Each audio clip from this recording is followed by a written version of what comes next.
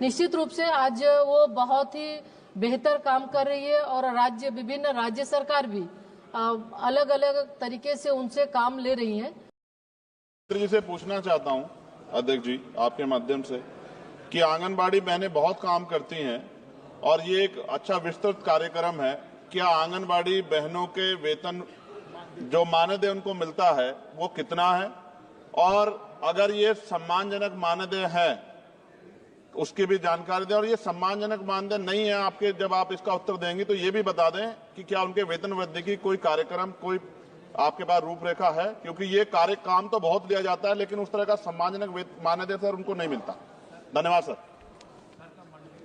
अध्यक्ष महोदय, क्योंकि आंगनवाड़ी की जो कार्यकर्ता हैं वो कार्यकर्ता उसी क्षेत्र के होते हैं। जरा 1 मिनट रुकिए। सबसे पहले आप सभी सेविकाओं सहायिकाओं से ये रिक्वेस्ट है कि जितना हो सके इस वीडियो को लाइक जरूर कीजिएगा। और उनको 6 घंटे के लिए हम उनसे काम लेते हैं।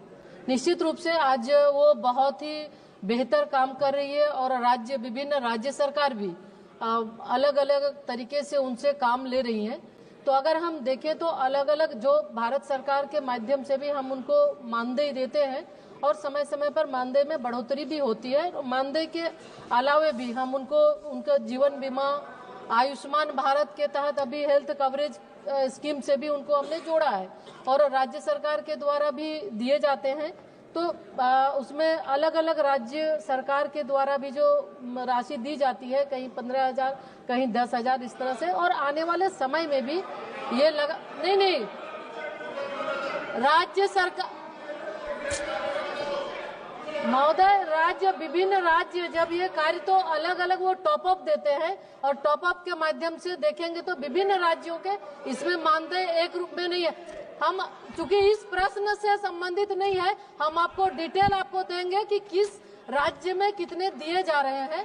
भारत सरकार समय समय पर 2018 में भी बढ़ाई है और हम जैसा महसूस करते हैं उनको हर तरह की सुविधाएं उपलब्ध करा रहे हैं।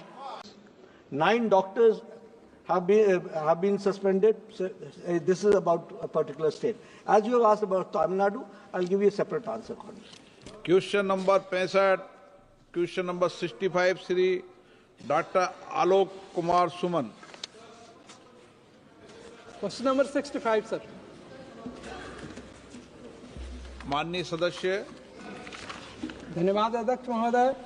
माननीय मंत्री महोदया ने मुझे स्पष्ट विस्तृत उत्तर दिया, इसके लिए मैं उनका आभार व्यक्त करता हूं।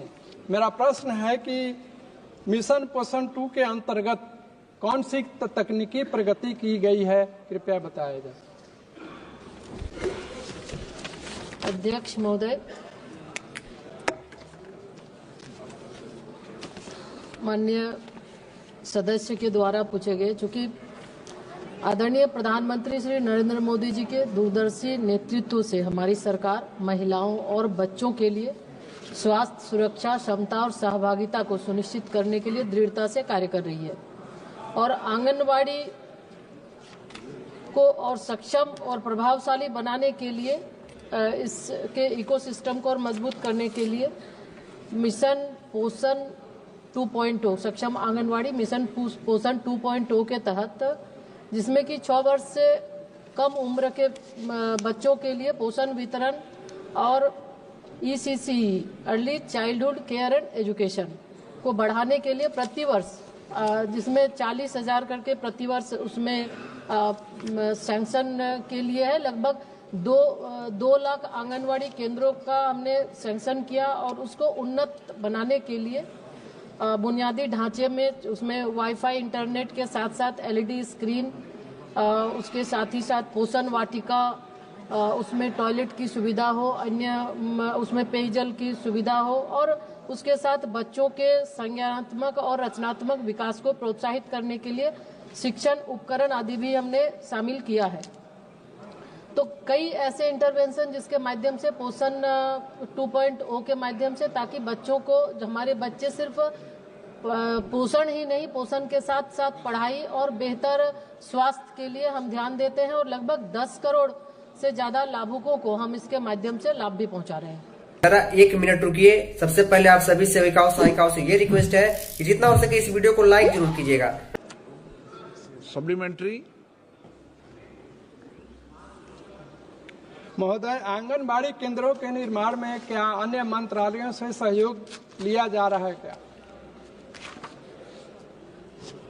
अध्यक्ष महोदय, आंगनवाड़ी जो प्रश्न माननीय सदस्य ने पूछा है, तो आंगनवाड़ी के निर्माण में कई मंत्रालय इसमें शामिल है और ऐसे भी जो आंगनवाड़ी हमारा महिला बाल विकास मंत्रालय लगभग 18 मंत्रालय के कन्वर्जन के साथ चलता है और उसमें विशेषकर ग्रामीण विकास मंत्रालय, ग्रामीण विकास विभाग के मनरेगा के तहत हम आंगनवाड़ी केंद्रों का निर्माण करते हैं, जिसमें 8 लाख रुपए मनरेगा के तहत, 2 लाख रुपए 15वें वित्त आयोग किसी अनाबद्ध राशि के तहत और 2 लाख रुपए हम प्रति आंगनवाड़ी विभाग के माध्यम से देते हैं ताकि उसके आधारभूत संरचना का विकास हो। और उसी तरह से माननीय प्रधानमंत्री जी के नेतृत्व में प्रधानमंत्री जनजातीय आदिवासी महान्याय अभियान यानी PM जनमन के तहत 18 राज्यों और संघराज्य क्षेत्रों को शामिल किया गया है, जिसमें 75 विशेष रूप से कमजोर जनजातीय समूहों के लिए ये योजना है। इसके माध्यम से भी हम 2500 आंगनवाड़ी केंद्रों का इसमें निर्माण होना है, जिसमें अभी तक हमने 2000 आंगनवाड़ी केंद्र 2139 आंगनवाड़ी केंद्रों की स्वीकृति हमने दिया है और उसमें से 1001 आंगनवाड़ी उसमें कार्यशील भी है और जिसके तहत लगभग हम देखें तो 22,800 लाभुक उसमें लाभान्वित हो रहे हैं। उसके साथ साथ एक प्रधान धरती आबा जनजातीय ग्राम उन्नत अभियान के माध्यम से भी 2000 नए आंगनवाड़ी केंद्रों को स्थापित किया जाना है, सक्षम बनाना है और उसके साथ साथ वहाँ पे अन्य जो आंगनवाड़ी और 6000 है उसको भी सक्षम बनाना है। तो इस तरह हम कई विभागों के साथ मिलकर आंगनवाड़ी केंद्रों को सक्षम बना रहे हैं और ताकि उसका लाभ सही ढंग से लोगों को मिले। संध्या राय। धन्यवाद अध्यक्ष महोदय जी। मैं आपके माध्यम से माननीय मंत्री महोदय से पूछना चाहती हूँ, महिलाओं और बच्चों को पोषण संबंधी लाभ मिले उस दिशा में हमारी सरकार की पहल है कि हर आंगनवाड़ी केंद्रों पर या आसपास सरकारी स्कूलों में या पंचायत की भूमि पर पोषण वाटिकाएं बनाई जाएं, जिससे हमारी महिलाओं और बच्चों को भरपूर पोषण मिल सके। इसलिए मैं माननीय मंत्री जी से पूछना चाहती हूँ कि अभी तक पूरे भारतवर्ष में व मध्य प्रदेश में अभी तक कितनी पोषण वाटिकाएं संचालित हैं और आगामी हमारी सरकार का क्या लक्ष्य है? धन्यवाद।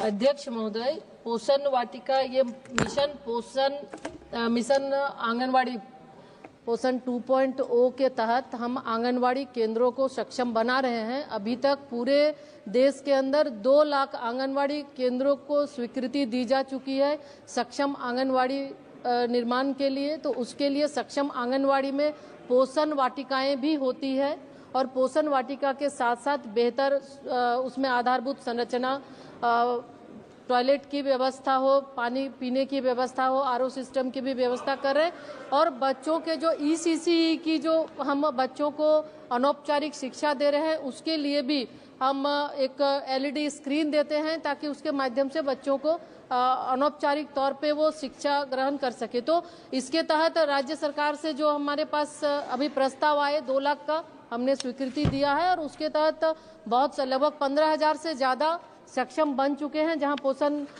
वाटिकाएं भी हैं और अन्य जगहों पे भी। अगर आंगनवाड़ी केंद्र के अंदर अगर जगह नहीं है तो हम ये राज्य सरकार से कहते हैं कि वो दूसरे जगह भी कोई भी सार्वजनिक या सरकारी भूमि है वहां पर भी वो पोषण वाटिका बनाए ताकि उस पोषण वाटिका के माध्यम से बच्चों को पौष्टिक भोजन और हरी साग सब्जियां भी वो खिला सके।